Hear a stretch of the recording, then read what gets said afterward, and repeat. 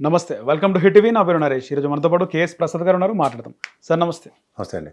Phone tapping, తెలంగాణలో phone tapping తీగ గదిలిందంటారా? Already Prabhakar రావుని విచారించారు. ఏం జరగబోతుంది నెక్స్ట్? ప్రభాకర్ రావు కదా అమెరికా నుంచి వచ్చాడు. అవును, ఎస్బీఐ మాజీ డీజీ, ఎస్ఐబి మాజీ డిఐజీ, ఎస్ఐబి మాజీ డీఐజీ, వెరీ గుడ్, మాజీ చీఫ్ కూడా. ఆయన వచ్చేదాకా ఎంత అడవుడు ఉందండి, చాలా అంతా ఆయన దగ్గరే ఉంది. ఆయన వస్తేనే కానీ ప్రపంచం తెరబడిపోద్ది, అయిపోయింది అనుకున్నాం. ఆ విధంగానే అంటే ఆయన కింద ఉన్నటువంటి అధికారులు ఆ విధంగానే చెప్పినారు కదా సార్. ఫోన్ ట్యాపింగ్ జరిగింది, ఆయన చెప్తేనే చేసినాము అని చెప్పారు కదా. ఒక నిమిషం నాకు అవకాశం అండి, తర్వాత మాట్లాడదాం. చెప్పండి. 4 గంటలు ఇమిగ్రేషన్లో ఆలస్యమైంది, 6 గంటలు ఆలస్యమైంది. ఏ నాని ఇవాళ సమాధానం చెప్పగలవా, రెస్ట్ తీసుకుని రేపు వస్తావా అని చెప్పి టకటకని 4 గంటలు 6 గంటలు విచారించి పంపించేసి ఓ రోజు సెలవు ఇచ్చి ఇవాళ పిల్లలకి ఇచ్చారు. అసలు వాళ్ళు చెప్పిన దానికి, వాళ్ళు ఇచ్చిన బిల్డప్లకి, వాళ్ళు చేసిన దానికి ఏడు చెప్పాలా? ఫస్ట్ థింగ్ ఏటేటి చెప్పారు? సినిమా వాళ్ళు ట్యాపింగ్లు అయిపోయి, రియల్ ఎస్టేట్ వాళ్ళు ట్యాపింగ్ అయిపోయి, పొలిటికల్ లీడర్స్ ట్యాపింగ్ అయిపోయి, నాది అయిపోయింది, నీది అయిపోయింది అన్న. మీది స్టీఫెన్సన్ ముఖ్యమంత్రి గారిది, ఇప్పుడున్న ముఖ్యమంత్రి గారు రేవంత్ రెడ్డి గారిది. స్టీఫెన్సన్ ఉదంతంలో ఈయన అరెస్ట్ దాకా లీడ్ అయింది కదా, ఫోన్ ట్యాపింగ్తోనే కదా. అవును సార్. అట్లీస్ట్ ఆ ఎవిడెన్సెస్ అయినా ఈయన దగ్గర ఉన్నాయా? ఎవడైనా ఇంత జరుగుతుంది కదా ఫోన్ ట్యాపింగ్ విషయంలో, ఎవడైనా రియల్ ఎస్టేట్ నా దగ్గర 50 లక్షలు ఎత్తేసారు, నా దగ్గర ₹1,00,00,000 ఎత్తేసారు, 10 కోట్లు ఇచ్చారు, ఎవడైనా కంప్లైంట్ ఇచ్చాడు? ఒకడైనా సినిమా వాడు ఎవడైనా కంప్లైంట్ ఇచ్చాడా? ఇవేవీ లేకుండా ఎందుకు ఈ టపాచిపుత్ర కబుర్లు మనకి? టైంపాసేనా? రెండోది మళ్ళమాట రాష్ట్ర ప్రభుత్వానికి, కేంద్ర ప్రభుత్వానికి డిస్క్రిప్షన్స్ ఉంటాయి. పోలీస్ టవర్స్ దేనికి కట్టాం ఇక్కడ రోడ్ నెంబర్ 12లో గుడిగురు అనుపులు తోవడంక, కిటికీలో అఖిలప్రియ అడవున ఎత్తేసిందంటే 18 నిమిషాలు చేసి పట్టుకున్నది పోలీసు వ్యవస్థ. ఈరోజు రెడ్ జోన్ ఇచ్చింది మొన్న పుల్వామా దాడి తర్వాత హైదరాబాద్.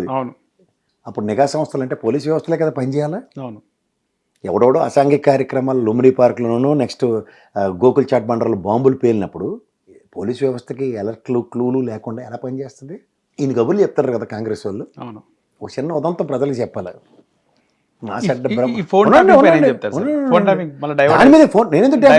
డైవర్ట్ అవుతా.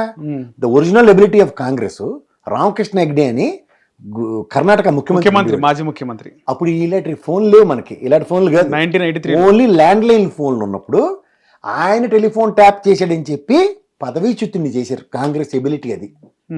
మరి ఈరోజు ఉన్న టెక్నాలజీ, ఈరోజు ఉన్న దాంట్లో ఏడు సాధిస్తుండ్రు? బాబు అలిసిపోయావా, రేపు రామ్మా, ఎల్లుండి రామ్మా, ఇలా ఎవిడెన్సెస్ రాకుండా రెడ్ కార్నర్ నోటీస్ ఉన్నవాడిని ఎయిర్పోర్ట్లో దగ్గర ఎత్తి లోపటేసి కూర్చోపెట్టకుండా కుశల ప్రశ్నలే. ఎవరైనా తిరుపతి రావుని, ప్రవీణ్ రావుని, ఆ రావుని, ఈ రావుని అందరినీ కూర్చోపెట్టి ఏటి మిమ్మల్ని కేసీఆర్ చేయమన్నాడా, ఏటి మిమ్మల్ని హరీష్ రావు చేయమన్నాడా, ఏటి కవితమ్మ చేయమందానే ఈ కుచ్చిటపం కబుర్లు మాకెందుకు? ఇవి కంప్లైంట్లు, ఇది నాకు జరిగింది, ఆ రోజు నేనే అరెస్ట్ అయ్యాను, దీని ఎవిడెన్స్ ఇది, ఫోన్ ట్యాపింగ్, దీంతో పట్టుకున్నాం. ఏది? రామకృష్ణ హెగ్డేకి పిలక వాయించిన కాంగ్రెస్. ఇది ఒరిజినల్ కాంగ్రెస్ నేపథ్యం. ఈ టపాచిబుత్తి కబుర్లు ఏంటి? టైం వేస్టేనా కాదా? విచారణ లేట్, నాకు అర్థం కాదు. పోలీస్ వ్యవస్థ ఖచ్చితంగా చేసే పని అది. చేసి ఒక టాస్క్ కంప్లీట్ అయినట్టునే ఆ ఎవిడెన్సెస్ని డిస్ట్రాయ్ చేస్తుంది. వచ్చేచాకర్లు పడేసారట, కాల్చేసారట, ఈ టాగుణితాలు మాకెందుకంట? గౌరవ ముఖ్యమంత్రి గారు నీ చేరుకున్న ఆనర్కి పిలిచి ఇది పట్టుకొని ఇవి తీసుకురండి అంటే తీసుకొచ్చి ప్రవీణ్ రావు, భుజంగరావు, తిరుపతిరావు వీళ్ళందరి పేర్లు పెట్టి లాప్టేయండి. ఎవడు కాదు. ఇదేది కాకుండా టెలిఫోన్ ట్యాపింగ్ జరిగింది, ఎలా జరిగింది చెప్పరు, ఎవరు చేశాడు చెప్పరు. తిరుపతిరావుని కూర్చోబెడితే ప్రవీణ్ రావు చెప్తే యూఎస్లో ఉన్నాడు కదా, వచ్చేదాకా గుడ్డు గుర్రాన్ని పలుతాం వేరే అక్కడ కూర్చుని ఏంటి చేస్తారు? వచ్చాడు, వస్తే ఇగో ఎవిడెన్సెస్ ఇవి, వీళ్ళ ప్రకారం నీ ఆర్డర్స్ ప్రకారం వీళ్ళు చేశారు, వీళ్ళ దగ్గర మాకు పట్టుకున్నాం, ఇవి వీళ్ళు బాధితులు, వీళ్ళ దగ్గర ఇంత ఎత్తేసారు అందరూ, వీళ్ళ మీ ఫోన్ ట్యాపింగ్ వల్ల వీళ్ళకి ఎంత ఎఫెక్ట్ జరిగింది, ఇవి కంప్లైంట్స్, లోపడరా అని కూర్చోబెట్టి లోపట జ్యుడిషియల్ రిమాండ్ విధించి పోలీస్ కస్టడీకి తీసుకుని అప్పుడు చేస్తే ఆ కథ వేరు. పడుకో అమ్మా, జోలు పాడతాం, నీకు మంచిగా నిద్రపోయి రెస్ట్ తీసుకో, హార్లిక్స్ బూస్ట్ తాగిదానన్నా మళ్ళీ విచారిస్తాం నీకు అని చెప్పి, నాకు ఇవాళ 3 ఉందా నాని? లేదు సార్, రేపు వస్తావా అయితే అని వెసులుబాట్లు ఎత్తావా? దీనికి మాకు ఎంత బిల్డప్లా? మళ్ళీ కాళేశ్వరం ప్రపంచం తెరబడిపోయింది, ఇది అన్నారు అది అన్నారు, ఎంత ఆడవాడు చేసి బయటపడే అంటారు సార్. కవితం ఇదెంత బిల్డప్లు కొట్టి లాస్ట్కి వెళ్ళి గంటలో వదిలేసిండ్రు. 118 ఓడట కేసీఆర్, ఏంటి 18 ప్రశ్నలు అడిగినా అయిపోయింది, వెళ్ళిపోయాడట. మరి ఇంజనీర్లు తప్పు కాబట్టి ఇల్లు కూలిపోయింది. కట్టింది ఎవరు అంటారు, పలానా మేస్త్రి పలానా ఇంజనీర్ ఇచ్చాడు డ్రాయింగ్, దాని పట్ల రీఎన్ఫోర్స్మెంట్ ఇలా లేదు అందుకని పడింది అంటాడు. కానీ ముఖ్యమంత్రి వెళ్ళి ట్యాపీ మేస్త్రిలో పనిచేసి వస్తాడా?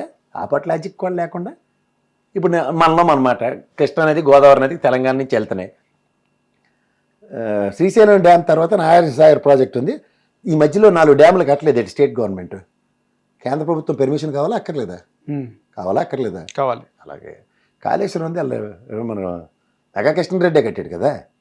కట్టినోడిది తప్పు వద్దా లేకపోతే కట్టించినోడిది తప్పు వద్దా? First logic.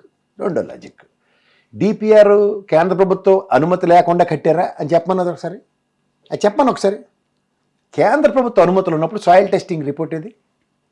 పొరపాటు జరిగింది, కుంగింది. ఎలక్షన్స్ ముందు కేసీఆర్ తీసుకున్న నిర్ణయం, దాని రిపేరింగ్ ప్రాస్పెక్ట్ని కేంద్ర ప్రభుత్వంతో కోఆర్డినేషన్ జరిగింది. ఆ ఫైల్ ఏది? ఇవాళ ప్రాణహిత చేవేళ్ళ ప్రాజెక్టు జాతీయ హోదా రాజశేఖర రెడ్డి గారి టైంలో ట్రై చేశారు, మనకు అవ్వలేదు. ఇది కాళేశ్వరం మేడిగడ్డ ప్రాజెక్టులు మన డబ్బులతో కట్టుకున్నది. మీరు చెప్పేసిన 1,00,000 కోట్ల అవినీతి తోటకూర కాదు.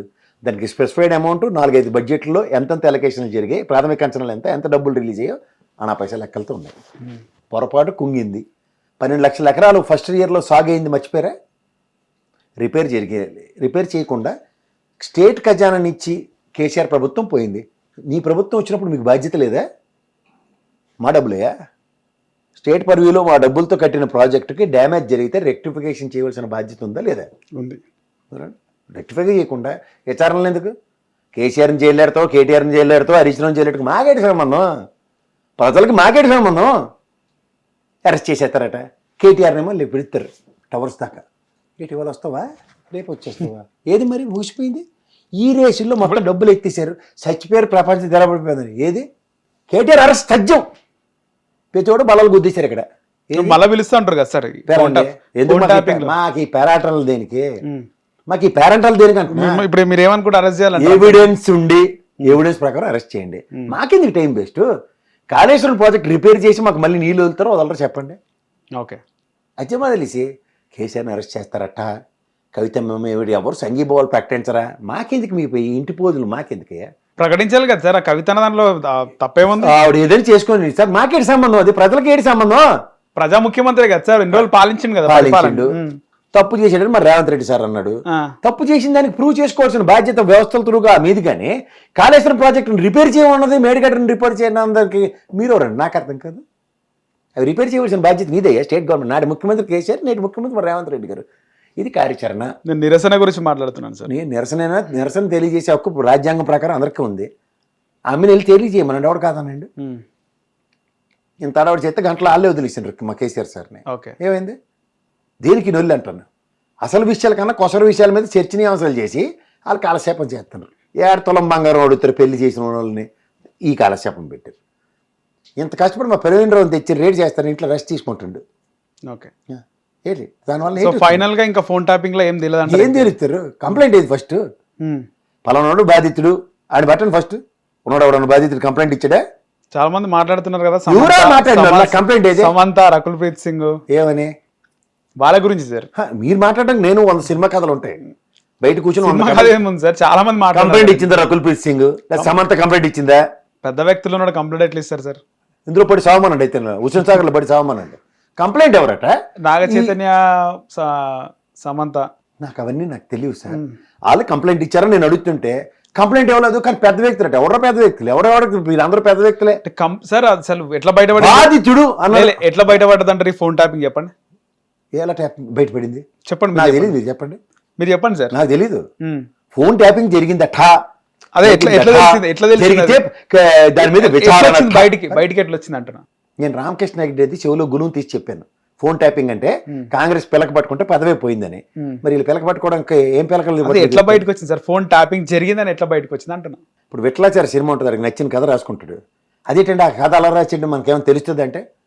అంటే ప్రభుత్వమే వాంటలే బయట తీసినట్టు తీస్తే కంప్లైంట్ లేదు, విచారణ ఏంటి? నాకు అర్థం కాదు. ఏ ప్రవీణ్ ట్యాపింగ్ చేసి ఉంటే ఎవడన్నా చేశాను సార్ అని చెప్తాడా? చేశాను. ప్రభుత్వం ఏర్పడిన తర్వాత సార్ ఇప్పుడు రేవంత్ రెడ్డి గారి ప్రభుత్వం ఉంది. నిన్న రెడ్ జోన్ కింద క్రియేట్ చేసి హైదరాబాద్ లో డైవర్ట్ అవడవడు. పుల్వామా దాడి తర్వాత కేంద్ర హోంశాఖ డైరెక్షన్స్ ఇచ్చింది. ఇప్పుడున్న సీనియర్ అధికారులు, ఎస్ఏబి అధికారులు సర్టన్ ఫోన్స్ ట్యాప్ చేశారా లేదా అని అడగండి. రేపొద్దున అక్బరుద్దీన్ ఓవైసీ కోపం వచ్చి నా ఫోన్ కూడా ట్యాప్ చేసాడండి అని కంప్లైంట్ వెళ్ళింది అనుకోండి, అప్పుడు విచారించండి. అదే పుల్వామా దాడి జరిగితే ఏ సామాజిక వర్గాల మీద మీరు నిఘాలు పెట్టారు, ఏ తకరాలు పడుతున్నారు అని ఆయన కంప్లైంట్ ఇస్తే దాని మీద రియాక్ట్ అవ్వండి నెక్స్ట్ వచ్చి గవర్నమెంట్లో, లేకపోతే ఇప్పుడున్న గవర్నమెంట్లో. ఓకే. అంతేగాని ఈ ఊరు కంప్లైంట్ ఎవరట, వీళ్ళేమో ఊహించుకొని ఫోన్ ట్యాపింగ్లు జరిగిందట, దాంట్లో ప్రవీణ్ రావు ఉన్నాడట, తిరుపతిరావు ఉన్నాడట, అల్లాడు ఉన్నాడట, ఇల్లు వెల్లయ్య ఉన్నట్ట, పొల్లయ్య ఉన్నట్టు. మాకెందుకు ఈ పంచాయతీలు, దేనికి పంచాయతీలు? కంప్లైంట్ ఇది, బాధితులు 50 మంది, మార్గదర్శి చిట్ ఫండ్ బాధితులు పిలు 100 మంది నిలబడతారు లైన్లో. అలా ఇంకో పంతులు, 3 పంతులు ఉన్నారు వాళ్ళు. ఇంకోటి ఏంటంటే స్కామ్ పెద్దది ఆంధ్రప్రదేశ్లో, అగ్రిగోల్డ్. వాళ్ళ పేరు పంతులు నిలబెట్టి మేము అందరం బాధితులు, మాకు డబ్బులు రాలేదని ఇప్పుడు చెప్తారు 100 మంది 1000 మంది రాష్ట్రాల వారీగా. ఇలా ఎవడైనా ఈ టెలిఫోన్ బాధితులు ఎవరైనా ఉన్నారా? నా ఫోన్ ట్యాప్ అయింది సార్, నాకు దీనివల్ల ఇంత ఫైనాన్షియల్ లాసు, లేకపోతే నా ఫ్యామిలీ ఈ విధమైన ఫోన్ ట్యాపింగ్కి మానసిక సంఘర్షణ గురై ఎంతమంది ఆత్మహత్యలు చేసుకున్నారు మా కుటుంబాలు, మేము బాధితులు ఉన్న కంప్లైంట్ ఇచ్చినా. ఈ రియల్ ఎస్టేట్ వాళ్ళందరూ బెచ్చెట్ ఆడుకుంటారు కదా వ్యాపారాలు లేక, మా ఫోన్ ట్యాప్ అయిపోయి సార్ ఇంత డబ్బులు డిమాండ్ చేశారు సార్ అని ఎవడైనా ఒక లింగలింగమని ఒక లింగయ్య పొల్లయ్య ఎవడైనా కంప్లైంట్ ఇచ్చినా? మీరు కంప్లైంట్ ఇవ్వలేదని అనుకుంటే